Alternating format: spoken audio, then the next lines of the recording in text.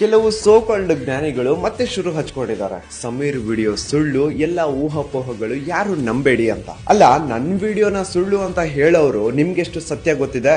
ಆಯ್ತು, ನನ್ ವಿಡಿಯೋ ಸುಳ್ಳು ಅಂತಾನೆ ಅನ್ಕೊಳ್ಳೋಣ. ಪಾಪ ಪ್ರಜ್ಞೆ ಅನ್ನೋದು ಕಾಡಿ ಭೀಮ ಬಂದಿದ್ದಾನೆ ಅಲ್ವಾ? ಪೊಲೀಸ್ ಅವರು ಅವ್ನು ಹೇಳೋ ಜಾಗಕ್ಕೆ ಅವನ್ನ ಕರ್ಕೊಂಡು ಹೋಗಿ ಗುಂಡಿ ತೋಡ್ಸ್ಬಿಟ್ರೆ ಯಾರು ನಿಜ ಹೇಳ್ತಿದ್ದಾರೆ, ಯಾರು ಸುಳ್ಳು ಹೇಳ್ತಿದ್ದಾರೆ ಪ್ರತಿಯೊಂದು ಕ್ಲಿಯರ್ ಆಗ್ಬಿಡುತ್ತೆ. ಸೊ ಯಾಕೆ ಪೊಲೀಸ್ ಅವರು ಈ ಕೆಲಸ ಮಾಡ್ತಾ ಇಲ್ಲ? ಒಬ್ಬ ಜೀವಂತ ಸಾಕ್ಷಿ ಇದ್ದಾನೆ, ಅವನಿಗೆ ಪಾಪ ಪ್ರಜ್ಞೆ ಅನ್ನೋದು ಕಾಡ್ತಾ ಇದೆ, ಅವನು ಎಲ್ಲದನ್ನು ಬಂದು ಮುಂದೆ ಹೇಳಲಿಕ್ಕೆ ರೆಡಿ ಇದ್ದಾನೆ ಅಂತ ಸಚಿನ್ ದೇಶಪಾಂಡೆ ಹಾಗೂ ಓಜಸ್ವಿ ಗೌಡ ಅವರು ಒಂದು ಲೆಟರ್ ಬಿಟ್ಟು ನಿಯರ್ಲಿ 1 ಮಂತ್ ಆಗ್ತಾ ಬಂತು. ಆ ಲೆಟರ್ ಬಂದಾಗಿಂದ 1 ತಿಂಗಳಿಂದ ನಾವೆಲ್ಲ ಕಾಯ್ತಾ ಇದೀವಿ. ಪೊಲೀಸ್ ಅವರು ಏನಾದ್ರೂ ಆಕ್ಷನ್ ತಗೊಳ್ತಾರೆ, ಭೀಮಾ ಇಂದ ಅವ್ನ್ ಎಲ್ಲೆಲ್ಲಿ ಹೆಣಗಳನ್ನ ಹೂತಿಟ್ಟಿದೀನಿ ಅಂತ ಹೇಳ್ತಾ ಇದನೋ ಅಲ್ಲೆಲ್ಲ ಅವನಿಂದ ತೋಡಿಸ್ತಾರೆ, ಆ ಹೆಣಗಳೆಲ್ಲ ಹೊರಗೆ ಬರ್ತವೆ ಅಂತ. ಆದ್ರೆ ಡಿಲೇ ಮೇಲೆ ಡಿಲೇ ಆಗ್ತಾನೆ ಇದೆ. ಸೊ ಯಾಕೆ ಇಷ್ಟೊಂದು ಡಿಲೇ ಯಾಕೆ ಆಗ್ತಿದೆ ಅಂತ ಥಿಂಕ್ ಮಾಡ್ತಾ ಇರ್ಬೇಕಾದ್ರೆ ಆಗ ನನ್ ಕಿವಿಗೊಂದು ನ್ಯೂಸ್ ಬಿತ್ತು. ನಮ್ಮ ಕರ್ನಾಟಕದ ಹೋಮ್ ಮಿನಿಸ್ಟರ್ ಪರಮೇಶ್ ಅವ್ರನ್ನ ಈ ನಕಲಿ ದೇವಮಾನವನ ತಮ್ಮ ಸೆಟ್ಟಿಂಗ್ ಸುರೇಂದ್ರ ಹೋಗಿ ಮೀಟ್ ಮಾಡಿದಾನೆ. ಸೆಟ್ಟಿಂಗ್ ಸುರೇಂದ್ರ ಹೋಮ್ ಮಿನಿಸ್ಟರ್ ನ ಯಾಕೆ ಮೀಟ್ ಮಾಡಿರ್ತಾನೆ ಅಂತ ಎಲ್ರಿಗೂ ಗೊತ್ತಿರೋ ವಿಷಯ.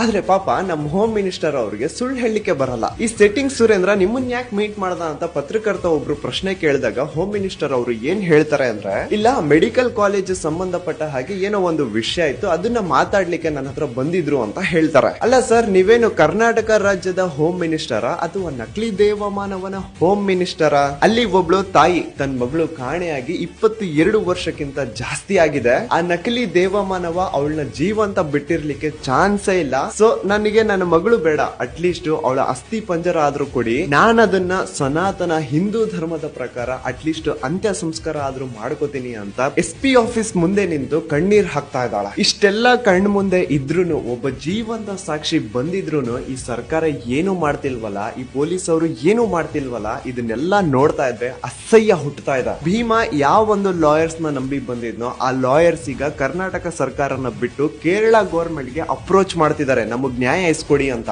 ಆ ಜೀವಂತ ಸಾಕ್ಷಿ FIR ಮಾಡಿಸಿದ್ದು ಆಯ್ತು, ಜಡ್ಜ್ ಮುಂದೆ ಪ್ರತಿಯೊಂದು ಹೇಳಿದ್ದು ಆಯ್ತು. ಆ ಜಡ್ಜ್ ಮುಂದೆ ಹೇಳಿರೋದನ್ನೇ ಇನ್ನೊಮ್ಮೆ ಪೊಲೀಸ್ ಅವ್ರ ಮುಂದೆನೂ ಹೇಳೋದಿರುತ್ತೆ. ಸೊ ಭೀಮಾ ಪೊಲೀಸ್ ಅವ್ರ ಮುಂದೆ ಹೇಳಲಿಕ್ಕೆ ಅಂತ ಹೋದಾಗ ಅಲ್ಲಿ ಒಬ್ಬ ಅಧಿಕಾರಿ, ಎಲ್ಲಿ ನೀನು ಎಲ್ಲೆಲ್ಲಿ ಹೆಣಗಳನ್ನ ಹೂತ್ ಹಾಕಿದ್ಯಾ, ಒಮ್ಮೆ ಮ್ಯಾಪ್ ಬಿಡಿಸಿ ತೋರಿಸು ಅಂತ ಪೇಪರ್ ಕೊಡ್ತಾನಂತ. ಯಾಕ್ರಿ ನೀವು ಅದನ್ನೆಲ್ಲ ತಗೊಂಡ್ ಹೋಗಿ ಆ ನಕಲಿ ದೇವಮಾನವನಿಗೆ ತೋರಿಸಿ ಆ ಸಾಕ್ಷಿನ ನಾಶ ಮಾಡ್ಲಿಕ್ಕ?